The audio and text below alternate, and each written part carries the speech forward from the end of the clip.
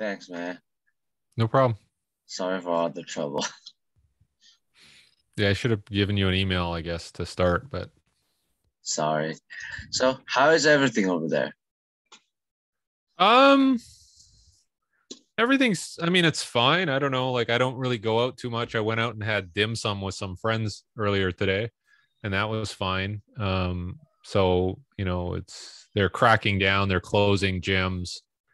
I think you can't have like public gatherings. Pro sports seems to be stalled, and they're just being cautious, I guess.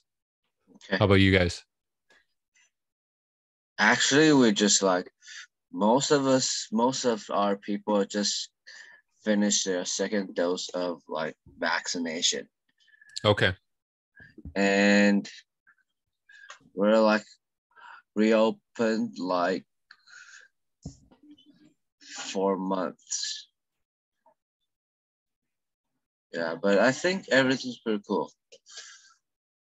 Yeah, I'll probably get a booster next month, my third one. So we're just waiting on that. So, but I mean, it seems okay. I think everybody who's getting the new variant is, it's less severe, but who knows? Yeah. Just like it's going to be like a cold symptoms mostly. Okay. So, first of all, can you introduce yourself for the coaches in Taiwan? I know you know Cody well, but other coaches.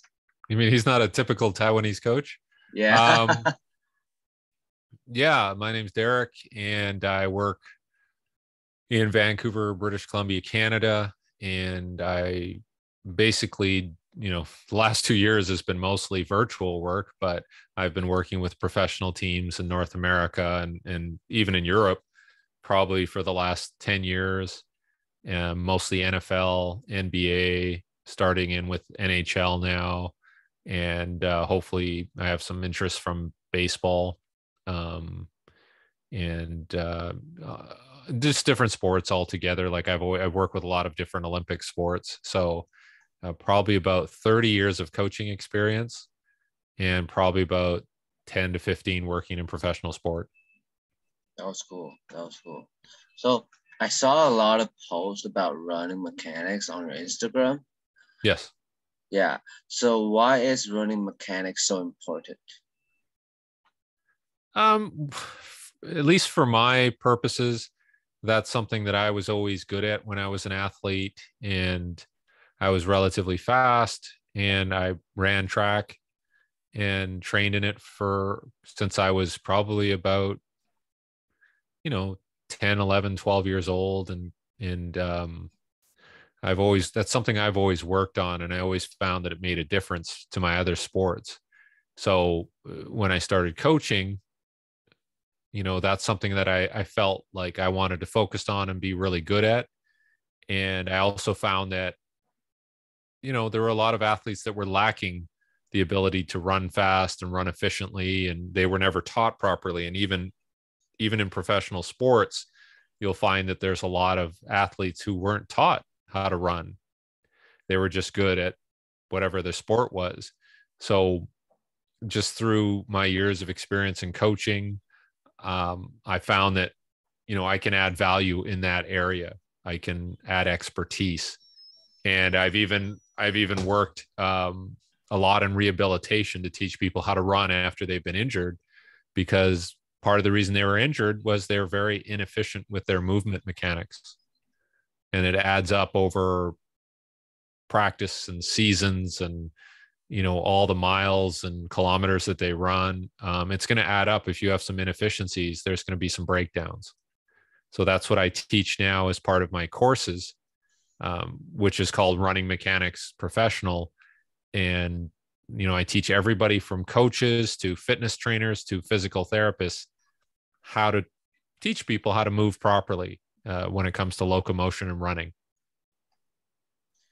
So in running, there's like acceleration and max velocity.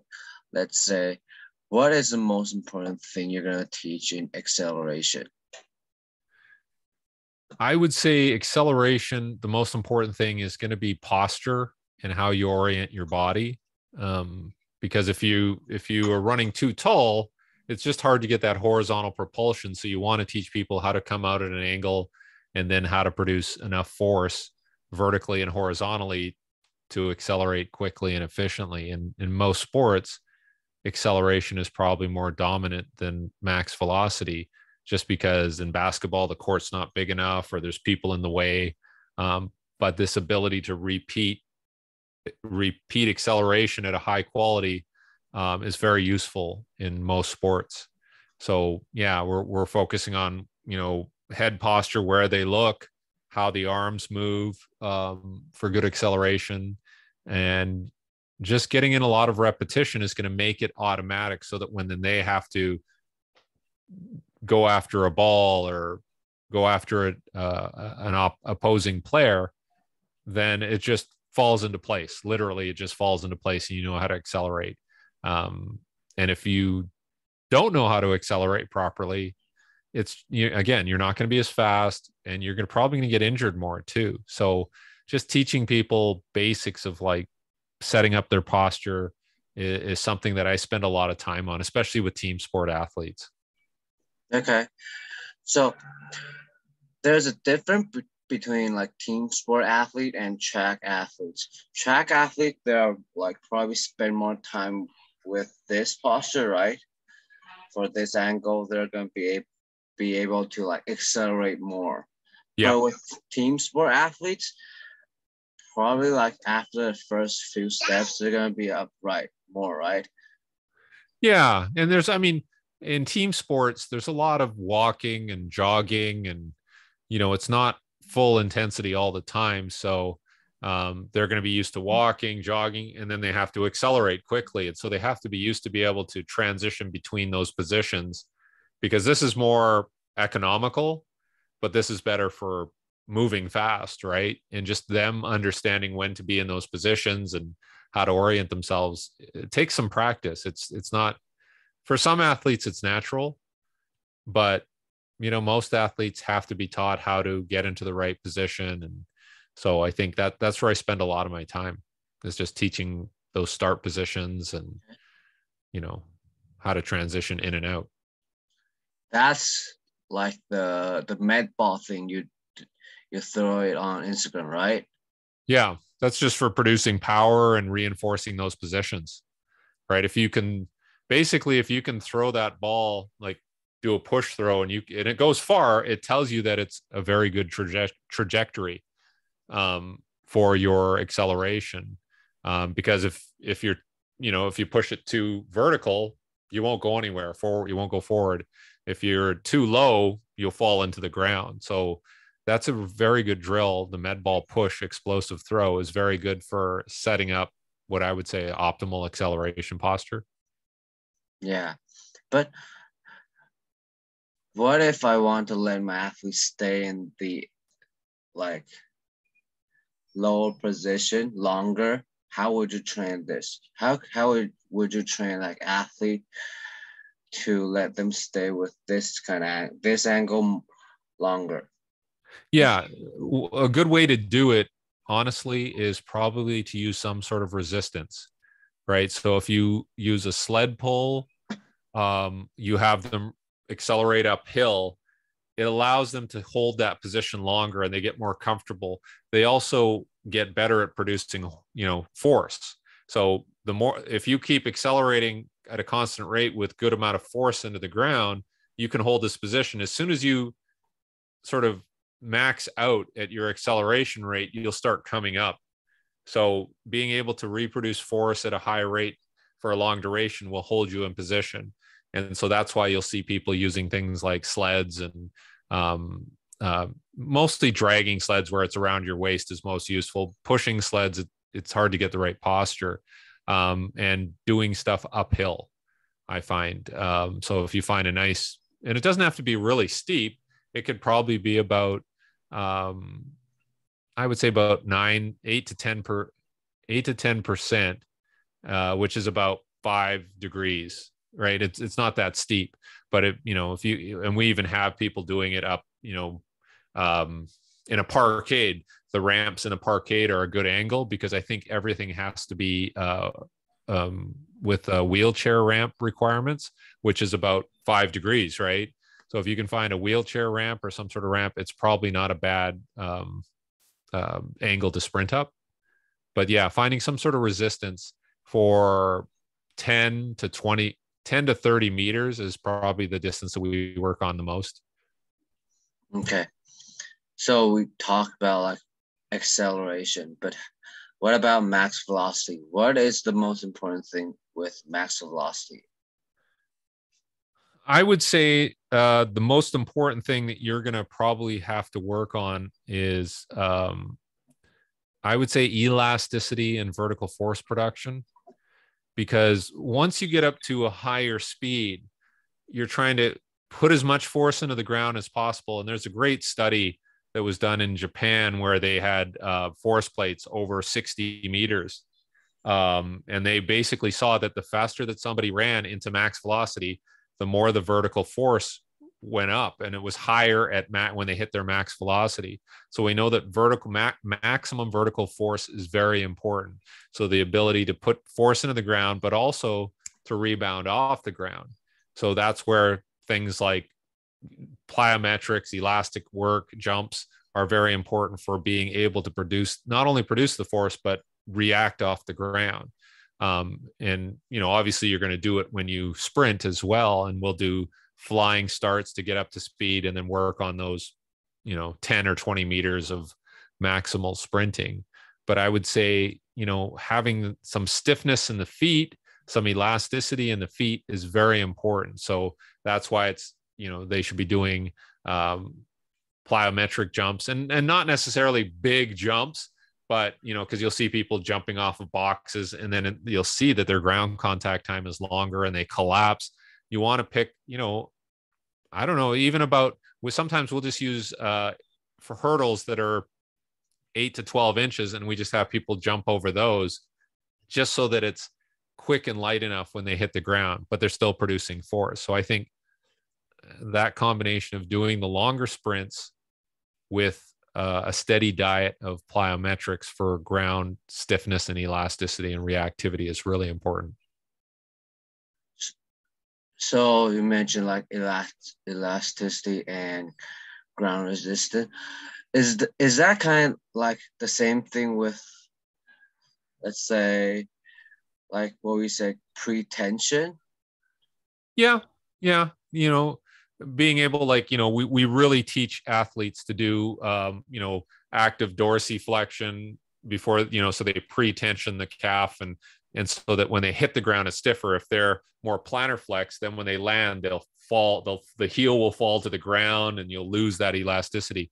So that mechanical action of having that foot cocked, when you hit the ground, it's going to be like that. And you're actively attacking the ground. And that's what I was taught even as an athlete is you're not waiting for the ground.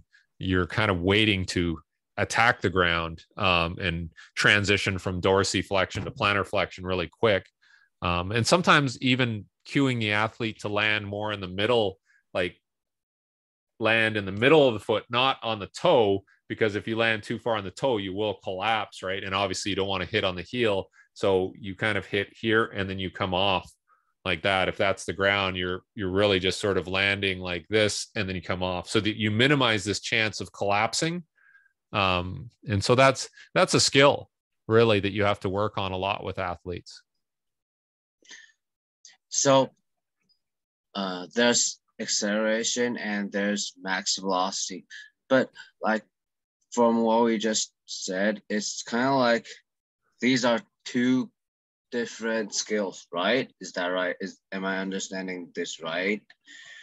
Yeah, I would say they are, especially if you're looking at it, it looks way different. But when I talk to the athlete, I'm just really telling them to think about putting force into the ground, like keep it very simple, all the instruction. So whether you're doing the drills upright and you're going up and down, your legs are tracking up and down along your body. It's just when you're doing max velocity, you're thinking down, from here, your foot is coming down. If you're accelerating, it's coming down to the ground and then pushing a bit. It's a little different, but everything's happening so fast. Like, sprinting should happen at over 4 steps per second. So you really have to ingrain it into the athlete's head that just think about rapidly putting force into the ground. Like, and I always say, like, you're thinking 1, 2, 3, 4, 1, 2, 3, 4, 1, 2, 3, 4, like series of steps, because the problem is if you think too much about one step, then you're interrupting the next step. Your brain just can't process it fast enough. So you try to keep all your cueing pretty simple, I would say. Get it. So there's another like post on your Instagram talks about like block start versus like falling start, right? Yes. So what is the difference, and how would you like what kind of situation you're gonna use block start, and what kind of situation you're gonna use falling start? Yeah. So first off, I'll classify like a falling start or a walk-in start as a soft start, because you have some momentum behind it. So if I'm falling and then I go, I'm kind of unloading the body a bit, right? I'm sort of letting momentum carry me forward, then I go. So it takes less energy to start. It would be like doing a rolling start in your car so that you could have better fuel economy. Whereas a hard start would be from a fixed position, and then you just launch yourself out of it. So like a block start. And you're teaching people both, because in sporting situations, you're going to have both situations, right? You're going to be jogging or walking, and then you accelerate. Or you're just going to be standing there and you have to move, or you're in a crouch position. So you're basically teaching, them to handle each of those scenarios with some movement or just from a static start.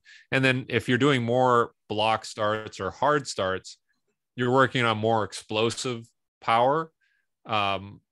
Whereas if I'm using soft starts, a lot of the time I want them to be relaxed so that they can use that energy further in. So if we're running repeat 60 or 100-meter sprints, we'll probably do it off of a falling start, because I want that energy to be spread to that max velocity piece. Whereas if we're doing 10s, 20s, or 30s, we'll probably use a hard start, because I want them to work on that explosive piece. I don't mind them using that energy in that start. So it's very contextual and when you're going to use these.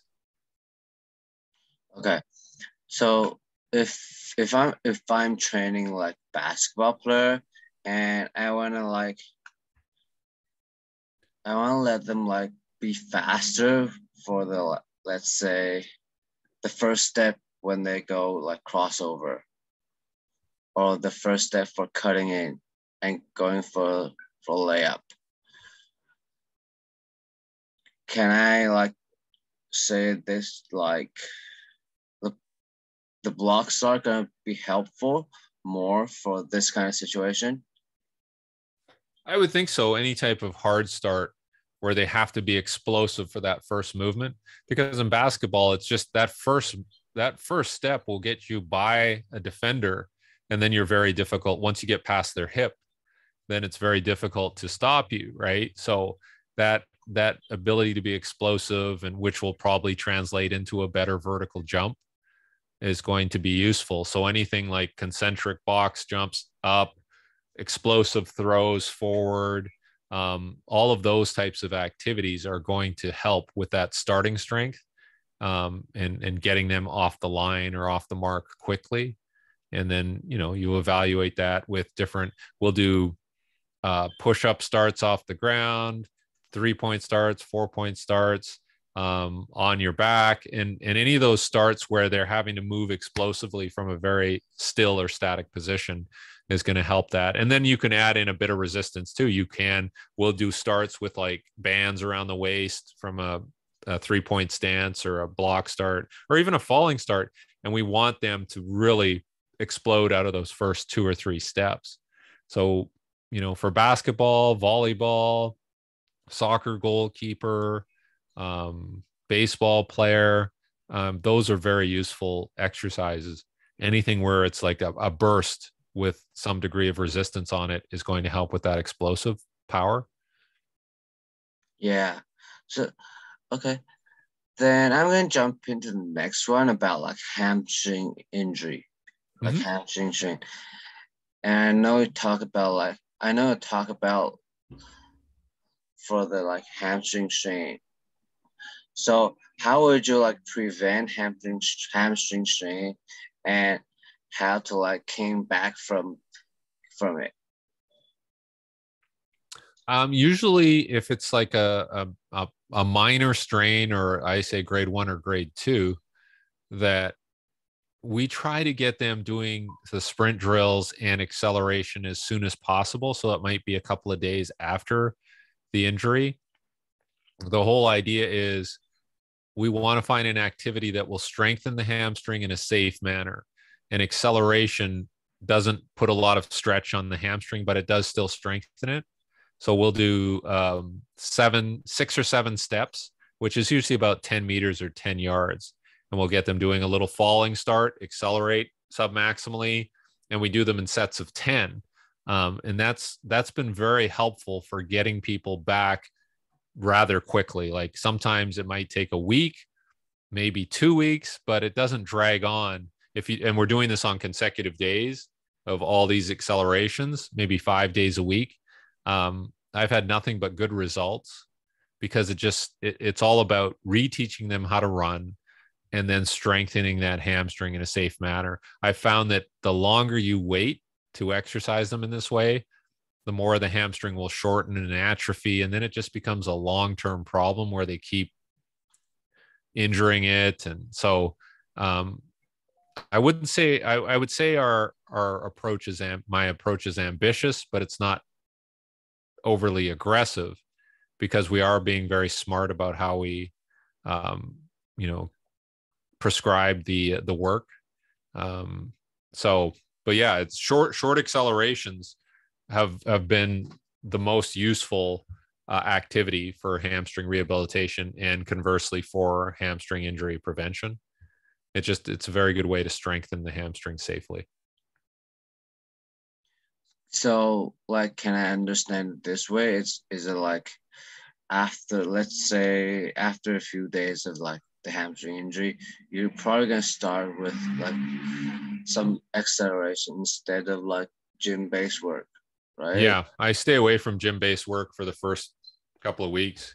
I just find it's because most of the time hamstrings will be strained while running, and so it's not I found it's not a gym problem, it's a running problem. So we try to address the problem right away and look at their running technique, and strengthen it in a way that will make them resilient for when they run again.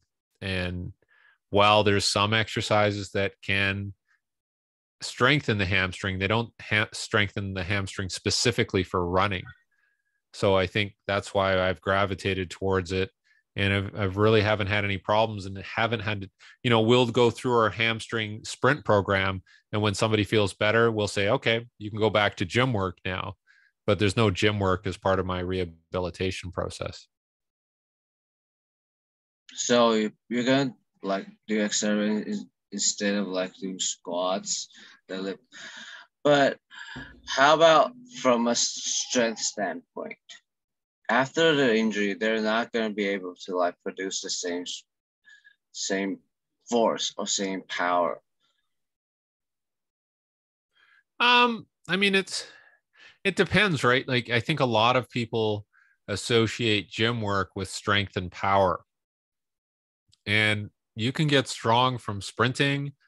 You can get strong from running up a hill. You can get strong from running up stadium stairs, doing jumps, pulling a sled, right? So there's different ways to get strong. It's just, I think a lot of people think you need to do this in the weight room with a barbell, and yes, that can be useful, but it's not the only way. And I think people just have to change their mindset around making people stronger. I know a lot of people who are, spend most of their time sprinting and jumping and don't do a lot in the weight room, and they're very strong and they're very resilient. So I think you just have to be careful with how you define strength or strength training, because there's a lot of ways to get people stronger. And the reason I just do the sprint based approach is that it's a better use of my time to get them stronger for something that is specific as running,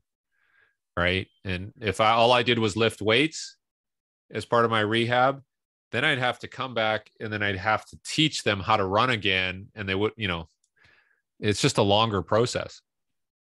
Yeah, the other day I was talking to Jonas Dadu, and we were talking about rehabilitation, and it's kind of like the same process you just mentioned, and we're probably gonna do like running mechanics first, and then some plyo before gym work, before like squats, before like deadlift, that kind of stuff. It was kind of like, so for me, it's kind of like easy to understand. And that was kind of like my philosophy for like coming back from injury. Instead of like, doing heavy resistant training, I'll probably just let them do like A skip, B skip, like switches, and probably a little bit more plyo. Yes. Yeah, instead of like squats. Yeah, it's more specific to what you're trying to achieve. Being elastic, being explosive, turning the muscle on and off in a very short amount of time, right? We're talking hundredths of a second. Whereas when you lift, most lifts take several seconds to complete. So it's kind of a different movement altogether. And I'm a big advocate of weightlifting too, but you just have to know when and how much and when to do it. And I think a lot of effort goes into getting people to do gym exercises because it's convenient. We're in the same room. It's probably easier to monitor in terms of like how much weight they're lifting, and they're moving a little slower, so it's easier to see everything. But when somebody sprints, I think a lot of coaches feel a little uncomfortable assessing it properly and prescribing it. Yeah, and the skill is like much harder to teach. Yes, it is. It takes a lot more effort on the coach's part. So, and I'll use a lot of video. It's very easy when you have your phone, you can film everything. But you have to show the athlete and, so that they can see it real time and then they can work on it. So I'll do a lot of that as well, a lot of video review. So how do, like for like training sprints, like skills, how do you like train them for, let's say, if it's like at the same time you're going to work with like 3 or 4 athletes, there are going to be 3 or 4 different kind of like this different situation. Let's say the first athlete going to be probably have greater acceleration, and the second athlete probably have better transition phase, and the third athlete probably have the best max velocity for all of these. How do you like train them at the same time? I mean, it's easy enough just to let them do one repetition at a time, and then you just give the appropriate feedback, right? And one athlete may need more repetitions to work on acceleration in that session, and some may need more work on transitioning or working to max velocity. And I think it's just like any other training scenario where you have to individualize as much as you can, without it stalling the training session. So it's just that's a bit of the art of coaching, is understanding how much feedback to give and making sure people get their customized feedback. But that's certainly that does take some time to work on that and not feel anxious about it when you're doing it. So just knowing how to prescribe different things to different people within the same session does take some experience. Cool. Last question. So there's another post from Instagram. Sorry, most of the question I took it like from Instagram. Sorry about that. So there's a post on your Instagram. There's like a good sprint or how you're gonna run fast is like good acceleration and good max velocity. Then there's resistance sprint, and there's like overspeed training, right? And other kind of like elements. Yeah. So how like when and where are you gonna put resistance sprint in your training and overspeed training? I mean, I would say resisted work is going to be earlier in the program to develop. Like if you do like a short to long program where you're covering shorter distances in the early part of the program, you'll probably do most of your resisted work there. And it's more compatible to the gym work that you're doing, which might be heavier lifting.